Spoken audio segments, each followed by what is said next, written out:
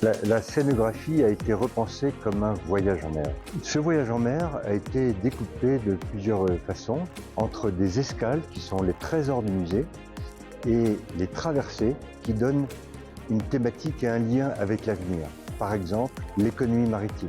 Ça fait que dans l'économie maritime, on part du port du Havre, dans lequel il y a tous les sujets de l'économie maritime, que ce soit le transport de marchandises, le transport de passagers, le transport des énergies avec un lien sur l'avenir avec les éoliennes en mer.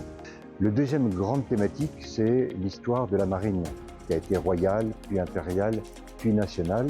On passe de la voile, puis de la vapeur, puis du cuirassé. Et on arrive au début de la Première Guerre mondiale avec l'apparition de la menace sous-marine et des fusiliers marins, qui fait une guerre totale lors de la Première Guerre mondiale.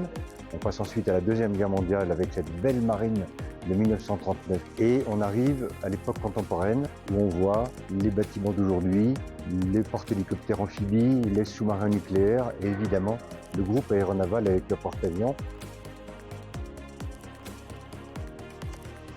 Les océans est une année absolument essentielle, surtout pour un musée de la marine qui s'est transformé en grand musée maritime, un grand musée de la mer pour la France, de participer à l'UNOC pour la partie patrimoine. Le musée est évidemment en première ligne pour protéger et faire prendre conscience de l'importance du patrimoine.